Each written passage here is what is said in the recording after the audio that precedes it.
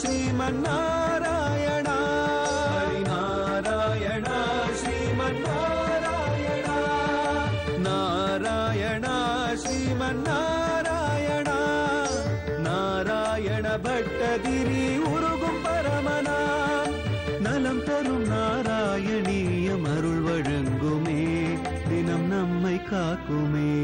புண்ணியாஷ்டமம் தமபி वर्षति पुष्पवर्षैः हर्षाकुले सुरकुले कृततूर्यघोषे वद्वञ्जलिं जय जयेति नुत पितृभ्याम् त्वं तक्षणे पटुतमं वटुरूपमाताका.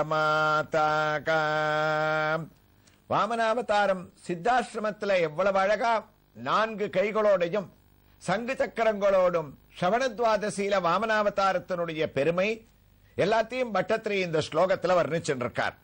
பட்டத்திரியோடைய ஒரு அனுபவம் கம்பனோடையும் நம்ம ஒத்து பார்த்தோம். விஸ்வாமித்ரர் ராமாயணத்துல இதே வாமனாவதார கதைகளை எல்லாம் ராமச்சந்திரமூர்த்திக்கு உபதேசம் பண்றாராம். அப்ப இந்த ஆசிரமத்துக்கு புண்ணியாசிரமம்னு மாத்திரம் பேரில புண்ணியாசிரமம் தமபி வர்ஷதி புஷ்பவர்ஷைஹி சித்தாசிரமம்னு பேர்.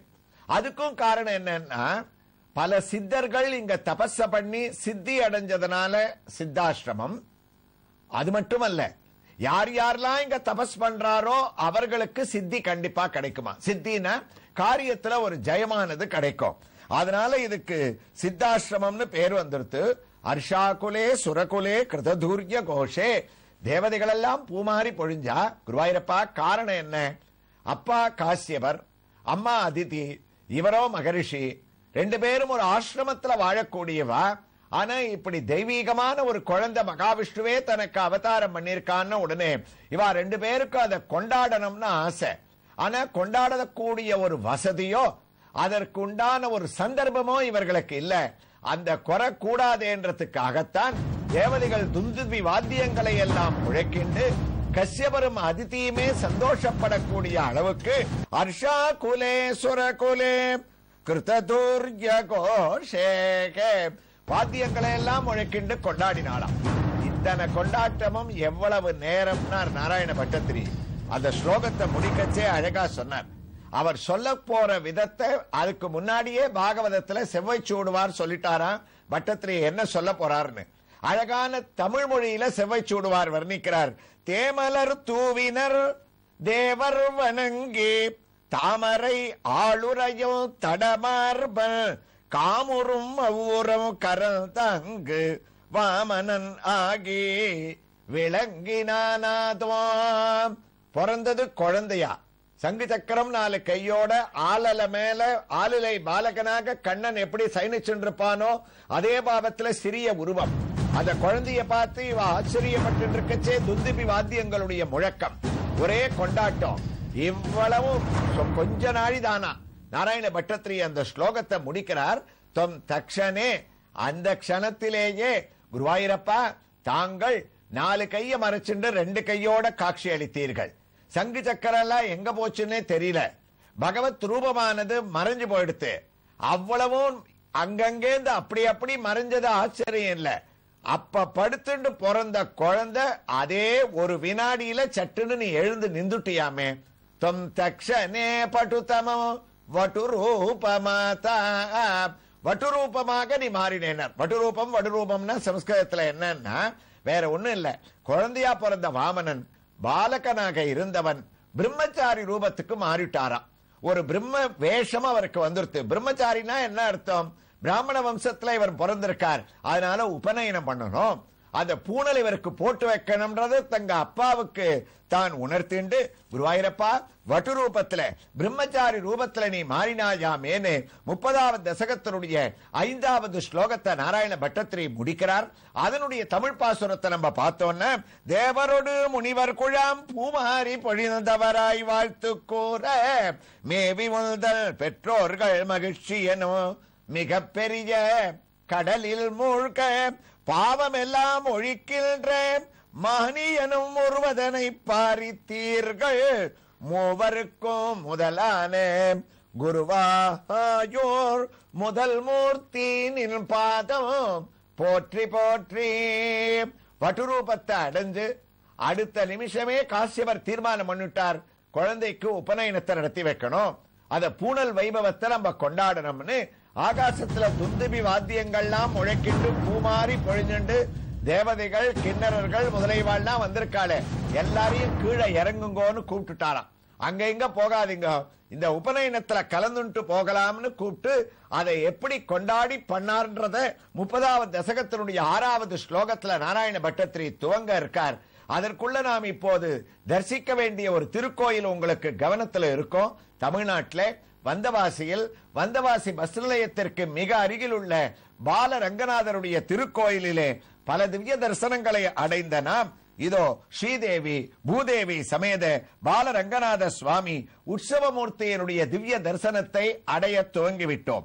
கம்பீரமான ஒரு மேனி, நின்ற திருக்கோலம், ஆழியும் சங்கும் எழ என்று வாமனன் அவதரித்தது போல நிமிர்ந்த கொண்டையிலே சங்கு சக்கரங்களை தன்னுடைய அழகான திருக்கைகளிலே தான் தாங்கிக் கொண்டு மந்தகாசமான ஒரு முகத்தோடு இதோ பாலரங்கநாதன் உற்சவமூர்த்தியாக நமக்கு தரிசனத்தை அளிக்கின்றான்.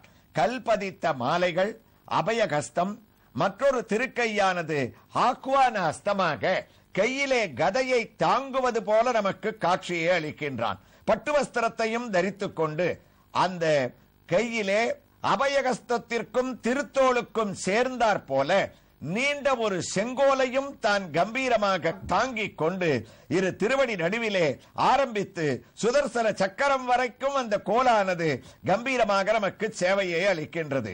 இதோ தாமரை பீடம், தாமரை பீடத்தின் மேல் அரங்கனான என்னை சரணடைந்து விடுங்கள் என்று உபதேசிக்கக்கூடிய அகன்ற திருவடியினுடைய சேவையை நாம் பிரத்யேகமாக அடையக்கூடிய பாக்கியத்தை அடைகின்றோம்.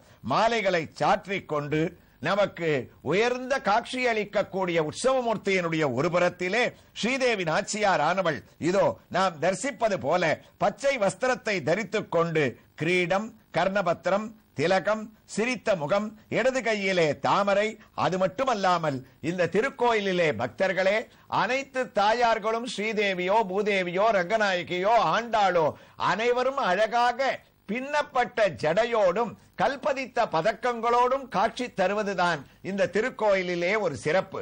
அதே போன்று சிறிய ஸ்ரீதேவியாக இருந்தாலும் அழகாக ஜடையை பின்னிக்கொண்டு காட்சி அளிக்கின்றார். மற்றொரு புறத்திலே பூமா தேவியானவள் நின்ற திருக்கோலத்திலே திலகங்களுடனும் கிரீடத்துடனும் அழகாக வலது கையிலே தாமரை பூவை தாங்கிக் கொண்டு சிகப்பு வஸ்திரத்துடன் தானும் ஸ்ரீதேவிக்கு குறைந்தவள் அல்ல என்று பின்னப்பட்ட ஜடை ராக்கிடியோடு காட்சியளிக்கக்கூடிய ஸ்ரீதேவி பூதேவி சமேத பாலரங்கநாதர் உற்சவமூர்த்தியின் திவ்ய ஹாரத்தியோடு நாம் நாராயணியத்தின் 30வது தசகத்தின் 6வது ஸ்லோகத்தை பட்டத்திரி எவ்வாறு துவங்குகின்றார் என்பதை சிரவணம் செய்வதற்காக குருவாயூருக்கு திரும்பிவிட்டோம். அவரும் தொடங்கிவிட்டார். குருவாயூரப்பா, தாவத் பிரஜாபதி முகைகி உபநீயமோஞ்சி தண்டாதினக்ஷவலயாதிபிரர்ச்யமானகா தேதிப்யமானம் வபுரீச கிருதக்னி கார்யகா த்வம் பிராஸ்திதா பலிகிருகமோ பிரகிருதாஸ்வமேதமோ. குருவாயூரப்பா, உபநயனம் பண்ணணும்னு காசியபர் தீர்மானம் பண்ணிட்டார். மேல இருக்கக்கூடிய தேவதைகள் எல்லாம் கீழே இறங்கி வந்துட்டா. அப்ப அந்த உபநயனத்தை முடிச்சுண்டு நீ மகாபலியனுடைய யாகசாலைக்கு பிரம்ம தேஜஸோட காயத்ரி மந்திரத்தை ஒரு ஜபிச்ச பலனோட நீ கிளம்ப போறேன்றது உன்னுடைய சிந்தனை எங்களுக்கு புரிஞ்சுடுத்து. ஏன்னா அதனால தானே நீ சட்டுன்னு வடுரூபத்துக்கு மாறிவிட்ட. அப்ப அந்த உபநயனம் எப்படி நடந்தது? நாராயணியத்துல பட்டத்திரி ஒரே ஸ்லோகத்துல அவருடைய பிரம்ம வேஷத்தை சொல்லிட்டார். ஆனா ஸ்ரீமத் பாகவதத்துல, அதாவது தசாவதாரத்துல குருவாயூரப்பனுடைய பிரபாவம் என்னன்னா பலவிதமான அவதாரங்கள்ல சுவாமியினுடைய திருக்கல்யாண வைபவங்கள் நிறைய இருக்கு. ராமனா இருந்தா சீதா கல்யாணம் விவரமா இருக்கு, கண்ணனா இருந்தா ருக்மிணி கல்யாணம் இருக்கு, வேங்கடவனாக இருந்தா அலமேலுமங்க தாயாரோட கல்யாணம் இருக்கு, பங்குனி உத்திரத்துல ரங்கநாதனுக்கு ரங்கநாயகி தாயாரோட கல்யாணம் இருக்கு, ஆண்டாளுக்கு ரங்கமன்ன கல்யாணங்கள் அனந்தரமா இருக்கு பகவானுடைய புராணத்திலையும் அவதாரத்திலையும். ஆனா உபநயனம்ன்றது, இந்த பூணல் போடக்கூடிய வைபவம்ன்றது விவரமா எந்த அவதாரத்திலையும் சொல்லல வாமன அவதாரத்தை தவிர. ராமாவதாரத்திலையும் ஒரே ஒரு ஸ்லோகம். கிருஷ்ணாவதாரத்துல பார்த்தோம்னா இவர் கம்சனை எல்லாம் அழிச்சுட்டு தாயார் தகப்பனார் சிறைச்சாலையிலேருந்து விடுவிச்சுட்டு சுலபமா தன்னுடைய உபநயனத்தை நடத்தின்னு இருக்கார்.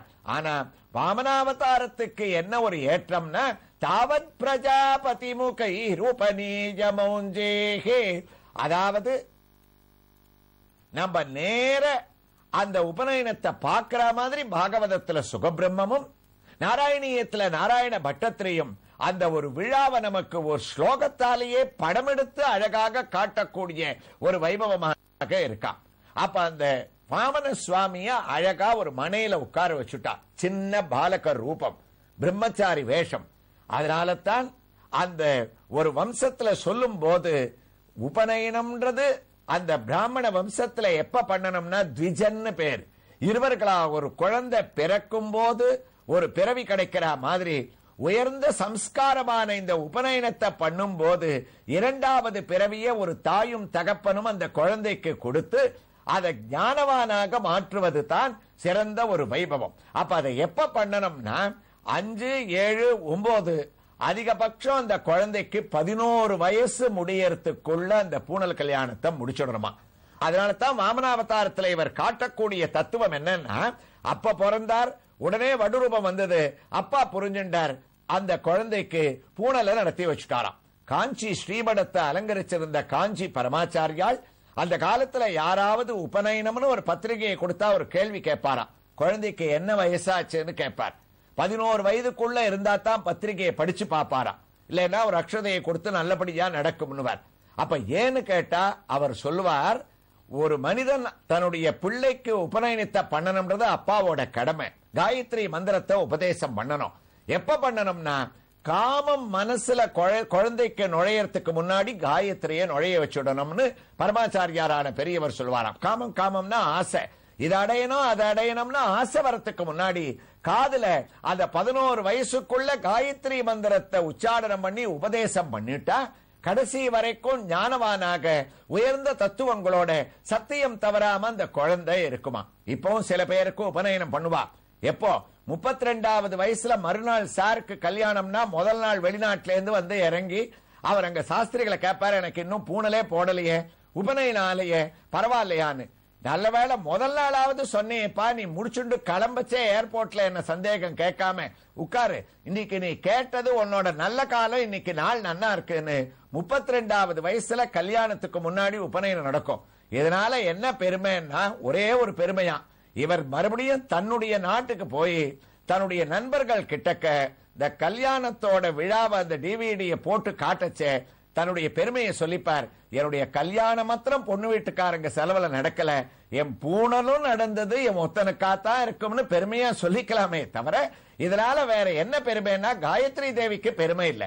அதத்தான் இந்த ஸ்லோகம் ஆரம்பிக்க செய்ய தஸ்யோபனீயமானஸ்ய பாகவதம் சொல்லித்து. நாராயணியத்திலையும் பட்டத்ரி தாவத் பிரஜாபதி முகைர் உபநீயமௌஞ்சேஹே. அப்ப அந்த உபநயனத்துக்கு உட்கார வச்சு குழந்தைக்கு வாமனனுக்கு எவ்வளவு கோலாகலமாக நடக்கிறதுன்னு பட்டத்ரி இந்த ஸ்லோகத்துல தொடர்றார். பாகவதமும் விவரமா பேசுறது அந்த ஒரு வைபவங்களை எல்லாம் நாம் நாராயணியத்தின் அடுத்த பகுதியிலே வந்தவாசியில் பாலரங்கநாதர் திருக்கோயிலிலே கோயில் கொண்டிருக்கக்கூடிய ஆழ்வார், ஆச்சாரியர்கள், நவநீத கண்ணன் இவர்களுடைய திவ்ய தரிசனத்தோடு அடுத்த பகுதியிலே தொடர்ந்து கேட்கலாம். ஸ்ரீ கிருஷ்ணாய துப்யம் நமக. நாராயணா ஸ்ரீமன்